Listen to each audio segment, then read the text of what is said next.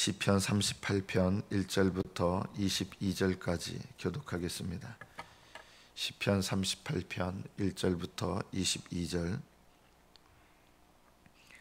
1절부터 교독합니다. 여호와여, 주의 노하심으로 나를 책망하지 마시고 주의 분노하심으로 나를 징계하지 마소서.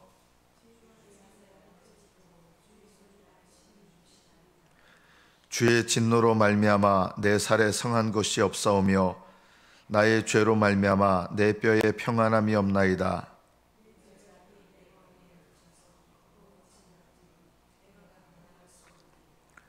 내 상처가 썩어 악취가 나오니 내가 우매한 까닭이로소이다.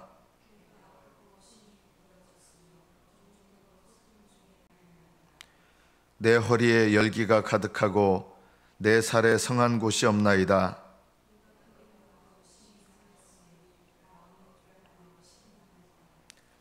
주여, 나의 모든 소원이 주 앞에 있사오며 나의 탄식이 주 앞에 감추이지 아니하나이다.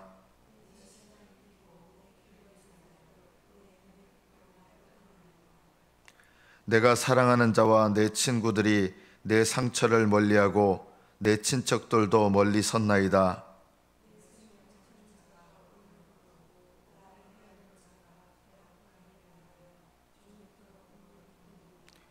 나는 못 듣는 자같이 듣지 아니하고 말 못하는 자같이 입을 열지 아니하오니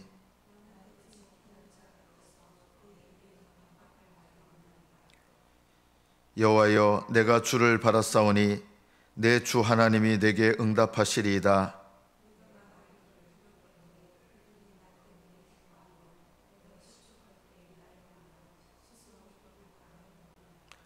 내가 넘어지게 되었고 나의 근심이 항상 내 앞에 있사오니 내 원수가 활발하며 강하고 부당하게 나를 미워하는 자가 많으며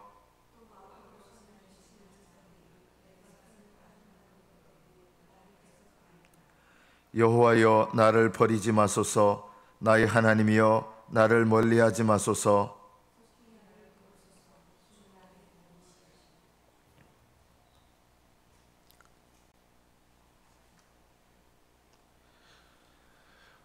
오늘날 교회 안에 이 시편 38편의 기도처럼 기도드리는 사람이 있다고 가정을 해봅시다. 아마 이런 말을 들을 것입니다. 왜 이렇게 죄책감에 시달리며 사세요? 예수님께서 십자가로 모든 죄를 다 용서하셨는데 뭐 그렇게 예수님의 십자가를 믿지 못하고 그렇게 눌려 사세요? 아마 이렇게 비난하는 말들을 듣게 될 것입니다.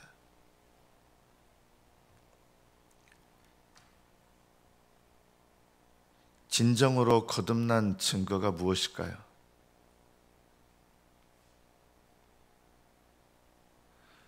거듭났을 수는 있지만 거듭난 증거를 나타내는 것은 좀 다른 것입니다.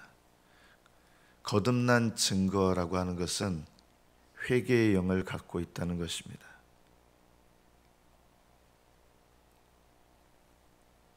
회개의 영을 갖고 있다는 게 뭐냐 하면 그냥 맨날 죄에 짓눌려 가지고 살고 죄책감에 찌들려 살고 그게 회개의 영이냐? 아닙니다. 그거는 회개의 영이 아니라 정죄의 영입니다. 저는 여러분들이 정죄의 영에 짓눌려 살면서 그것을 회개의 영이라고 착각하지 않기를 축복합니다. 맨날 죄책감에 시달려 사는 거, 그거는 정죄의 영이지 회개의 영이 아닙니다. 많은 그리스도인들이 사실은 크나 작으나 정죄의 영에 살고 있습니다. 정죄의 영에 살고 있다는 게 뭐냐면 작게는 이런 거예요. 나는 죄인이야, 어쩔 수 없어. 나는 죄를 극복할 수 없어. 이런 것도 다 정죄 아래에 있는 상태하고 비슷한 상태로 살아가는 거예요. 죄책감을 가지고 눌려서 살아가는 것, 여러분 이거는요 회개의 영이 아니라 정죄의 영으로 살아가는 겁니다. 죄 아래 짓눌려서 살아가는 것, 여전히.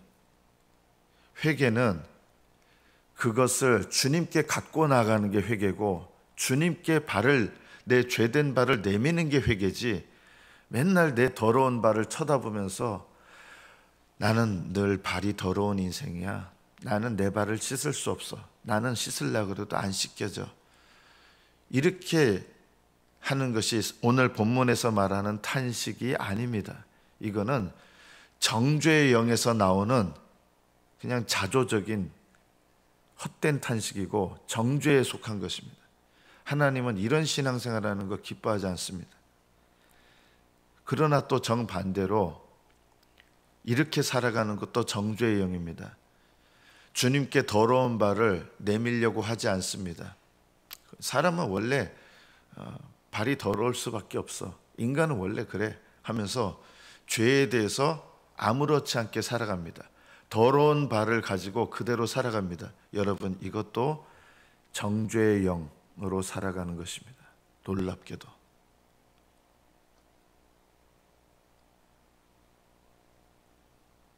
왜냐하면 정죄의 영이라는 게 뭐냐면 두 가지입니다. 하나는 죄를 깨닫지 못하고 회개하지 않는 것도 정죄의 영 아래 살고 있는 것입니다.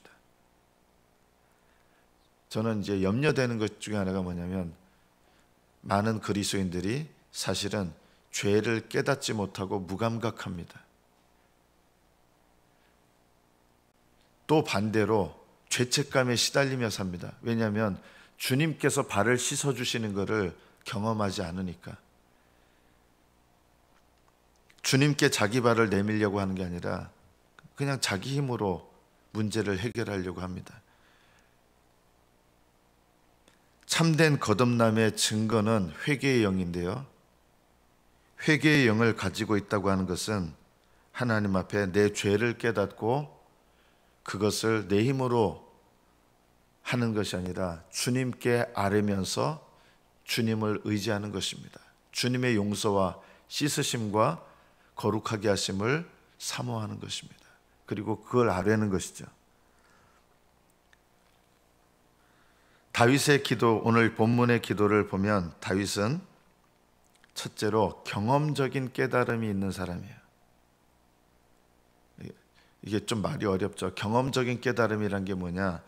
하나님과 친밀한 관계를 누리면서 살아가는 사람은 내가 날마다 죄를 범했을 때 그 친밀한 관계가 손상되고 친밀한 관계가 깨지는 것을 경험적으로 알게 됩니다. 그래서 주님과 친밀한 관계, 하나님과 맺은 구원받은 관계가 깨진다는 건 아니에요. 친밀한 관계가 깨지는 것을 내가 경험적으로 알기 때문에 그게 고통스럽고 괴롭고 답답하게 느껴지는 거예요. 그래서 이 죄에 대해서, 하나님과 친밀한 관계를 깨뜨리는 죄에 대해서 하나님께서 이 친밀한 관계가 단절된 것을 내가 느끼면서 고통스러워하는 거예요. 주님과 친밀한 관계를 느끼지 못하는 분은 이런 관계가 단절되는 것에 대해서 아무렇지 않습니다. 그리고 요즘에는 이렇게 아무렇지 않은 분들이 주님과 친밀한 관계가 깨어져서 슬퍼하는 사람에게 뭐라 하냐? 뭐 그렇게 죄 때문에 염려해? 왜 그렇게 우울하게 살아? 이렇게 권면을 해요. 경험적인 깨달음이 없는 사람이에요. 오히려 주님과 친밀한 관계를 맺으며 살아가는 사람은 내가 날마다 범하는 죄로 인해서 주님과의 친밀함이 깨어졌을 때 느끼는 게 있어요. 경험적으로. 이게 느껴지는 사람이 있고 못 느끼는 사람이 있어요. 왜 못 느끼느냐? 그냥 주님과 친밀해 본 경험이 별로 없어서 그래요. 다윗은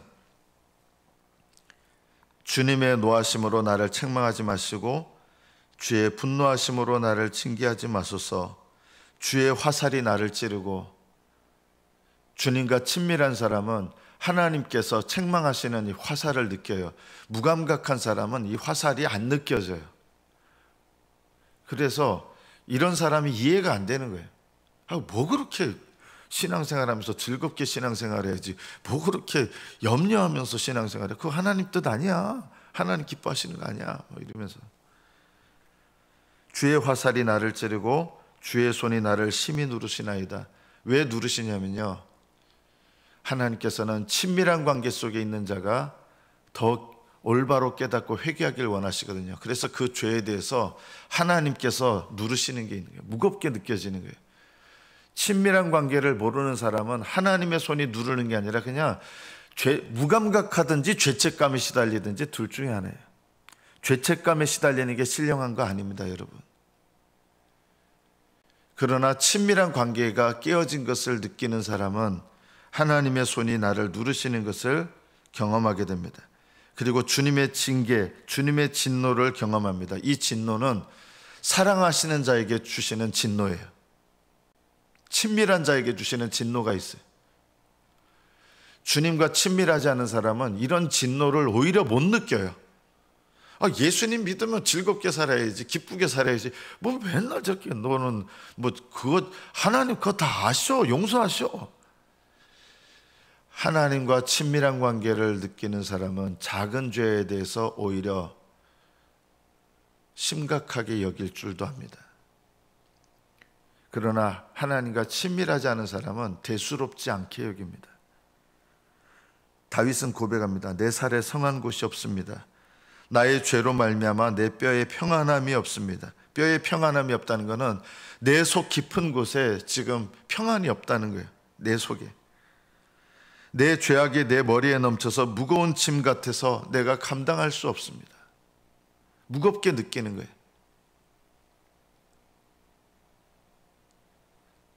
하나님과 친밀하지 못한 분들은 이런 분들 보고 왜 그렇게 짓눌려 살아?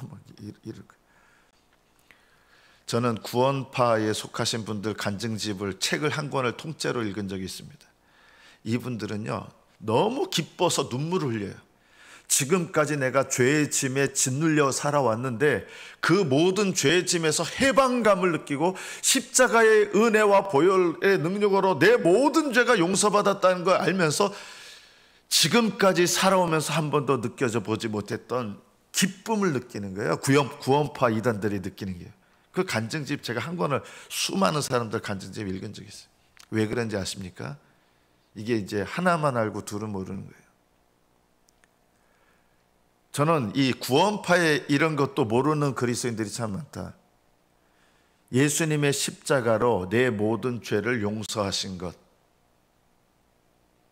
나의 모든 저주를 끊으신 것, 이거는 어떤 면에서 보면 맞아요. 예수님의 십자가의 은혜를 내가 경험해야 돼. 그러나 성령을 받으면 성령께서 내 안에서 오셔서 뭘 하시느냐? 여러분, 성령이 내 안에 오셨다는 거하고 내가 내 영적인 상태가 성령을 받으면 어떤 상태가 되냐? 회개의 영의 상태가 됩니다. 그래서 모든 죄가 용서받았다는 감격과 기쁨을 알지만 날마다 범하는 죄에 대해서 그 죄를 가지고 주님 앞에 죄로 더럽혀진 발을 내밉니다. 이게 회개의 영입니다. 주님과 친밀하면 친밀할수록 회개의 영이 깊어집니다. 깊이 짓눌린다는 뜻이 아니라 죄책감에 시달린다는 뜻이 아닙니다. 주님께 늘 의지하고 주님께서 씻어주시는 은혜를 아는 것입니다. 다윗은 이런 현실적으로 경험적으로 느끼는 이 문제에 대해서 어디에다 원인을 돌립니까? 5절부터 보면 내 상처가 썩어 악취가 나오니 내가 우매한 까닭이로소이다. 내가 미련하여 죄를 범했습니다. 내 죄 때문이라는 거예요. 내 죄 때문이.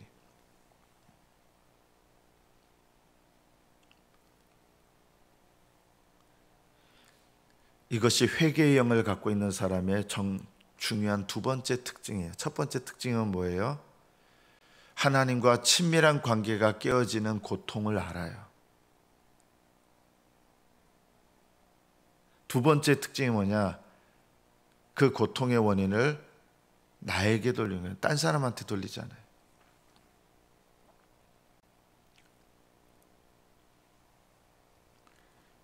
제가 이제 우리 교회 처음 왔을 때 많은 이제 중직들께서 저한테 뭐 이런저런 얘기들을 막 하시는데 이제 제 속으로 느낀 걸 이제 얘기할게요.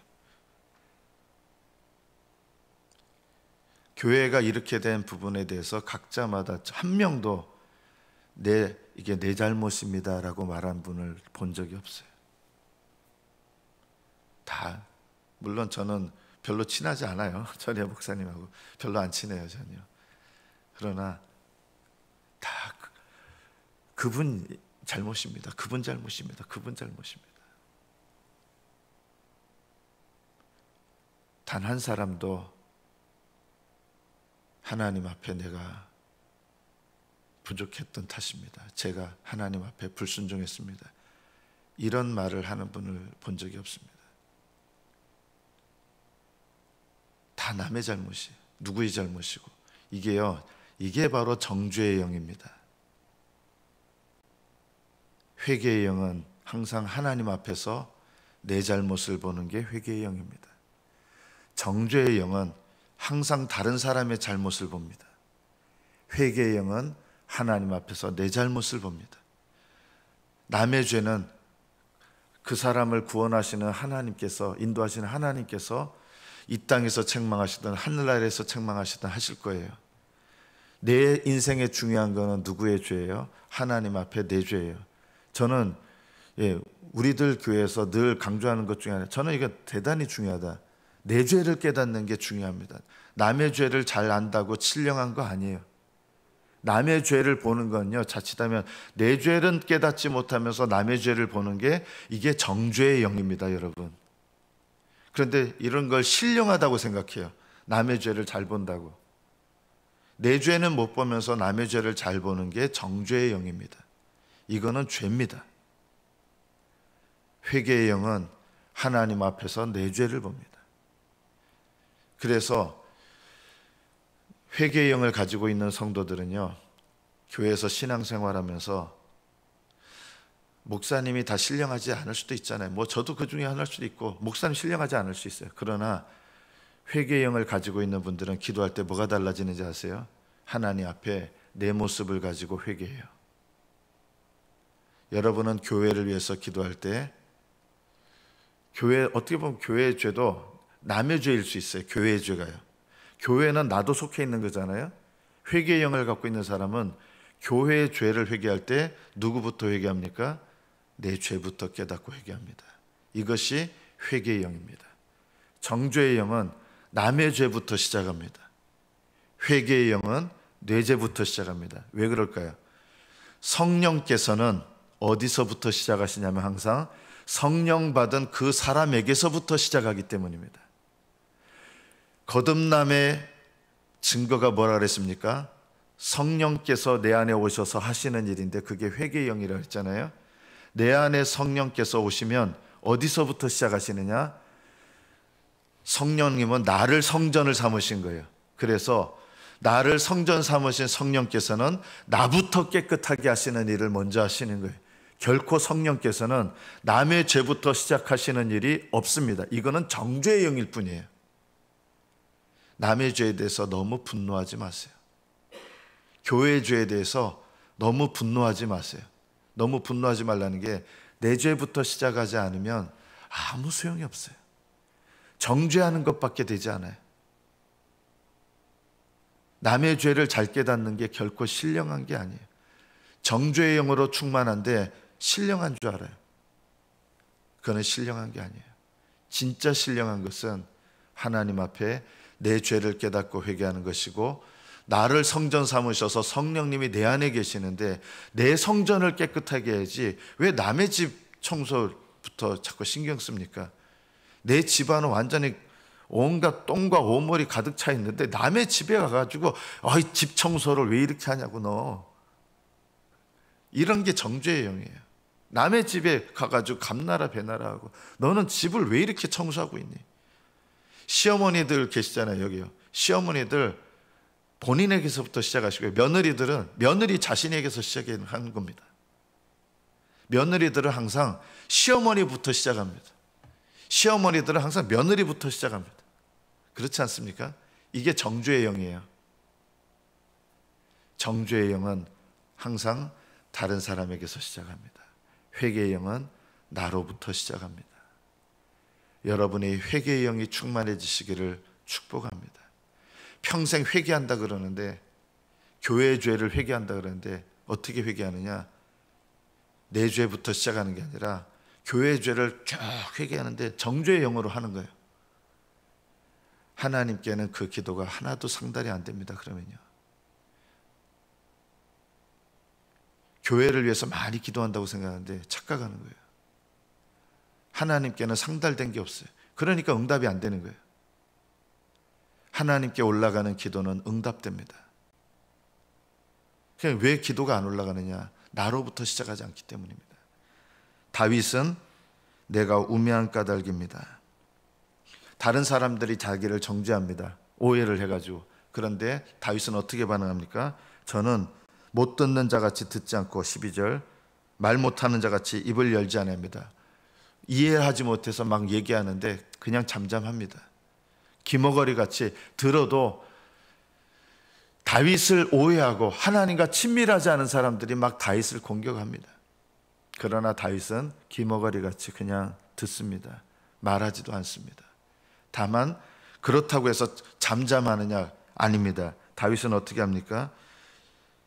16절에 보면 이렇게는 얘기합니다. 내가 말하기를 두렵건대 그들이 나 때문에 기뻐하며 내가 실족할 때 나를 향하여 서서 교만할까 하였나이다. 하나님, 내가 넘어지게 됐고 나의 근심이 항상 내 앞에 있사오니 18절 이게 중요합니다. 내 죄악을 아뢰고 내 죄를 슬퍼함이니이다. 여전히 다른 사람들이 자기를 비난하고 할 때 다윗이 니들이 뭐 잘났는지 알아? 뭐 이런 식으로 한 게 아니라 그것에 대해서는 잠잠하면서 하나님 앞에 자신의 죄악에 대해서 아뢰고 자신의 죄를 슬퍼했습니다. 오히려 이렇게 하나님께서 징계하시는 것 때문에 또 누가 아주 그냥 신나하냐면 원수들이 신나하는 거예요. 19절에 보면 내 원수가 활발하며 강하고 부당하게 나를 미워하는 자가 많으며 또 악으로 선을 대신하는 자들이 내가 선을 따른다는 것 때문에 나를 대적합니다. 이것 때문에 하나님 앞에 막 원망하는 게 아니라 이런 상황 속에서 하나님께 아뢰면서 다윗이 정말 아뢰는 게 뭡니까? 내 죄를 슬퍼하고 하나님 앞에 내 죄를 아뢰는 거예요. 21절에 보면 여호와여 나를 버리지 마소서. 하나님과 친밀한 관계를 깨뜨리는 자신의 죄로 인해서 나를 버리지 말아달라고. 보통은 어떻게 하나님 저 인간들 저거 없애주세요 이렇게 해요. 부당하게 나의 원수된 저것들 없애주세요. 하나님 내 원수들이 지금 내가 당하는 일 때문에 아주 신나하고 있습니다. 저것들 좀 혼내주세요. 다윗은 그렇게 하지 않아요. 그것을 하나님께 아뢰면서 하나님 내 죄를 아뢰고 내 죄를 슬퍼하고 내 죄로 인해서 나를 버리지 마시고 하나님 나를 멀리하지 말아 주십시오. 속히 나를 도우소서. 주 나의 구원이시오. 하나님께 자기의 죄를 아뢰면서 나의 발 더러운 발을 씻어주실 주님께 내 발을 내밀면서 주님은 이것을 이미 여기 기록하셨다는 건 무슨 뜻입니까? 성령어로 기록된 거잖아요. 이 시가요. 다윗이 이렇게 기록됐는데 하나님 들으셨고 이 다윗의 기도를 기록하게 하셨다는 것은 다윗의 기도를 하나님이 이미 들으셨고 받으셨고 이 기도 뒤에는 어떤 일이 당연히 있겠습니까? 하나님이 이 기도를 받으셨기 때문에 다시 다윗을 깨끗하게 하시고 회복하시고 다윗에게 친밀함을 허락하셔서 하나님과 친밀한 깊은 은혜로 들어갔던 것입니다. 다윗의 기도를 배우시기를 축복합니다. 하나님과 친밀한 관계 속에서 경험적으로 느끼는 이런 감각이 있어야 됩니다. 그리고 그 원인이 내게 있다는 거 알아야 됩니다. 대부분 정죄의 영을 갖고 있습니다. 정죄의 영을 버리십시오. 내 죄를 깨닫는 영을 달라고, 회개의 영을 달라고 기도하십시오. 정죄의 영을 가진 사람은 늘 비웃고 비판하고 판단하고 남에 대해서 먼저 시작하니까 원망이 나오고 불평이 나옵니다. 다윗은 이런 모든 상황, 억울한 상황에 대해서 원망과 불평을 하지 않습니다. 그냥 아랠 뿐입니다. 정죄의 영을 가지면 원망과 불평과 비난과 비판이 나옵니다. 그러나 회개의 영을 가지면 가난한 심령과 애통한 마음과 온유한 마음과 아뢰는 마음과 하나님을 전심으로 의지하는 마음을 갖게 됩니다. 정죄의 영이 아니라 회개의 영을 통하여 하나님과 친밀한 관계로 날마다 나아가시는, 그리고 친밀한 관계를 만드시는 게 내가 아니라, 나는 아뢰고 내 죄를 슬퍼하지만 내 발을 씻어주셔서 친밀한 관계를 만들어주시는 분은 주님이십니다.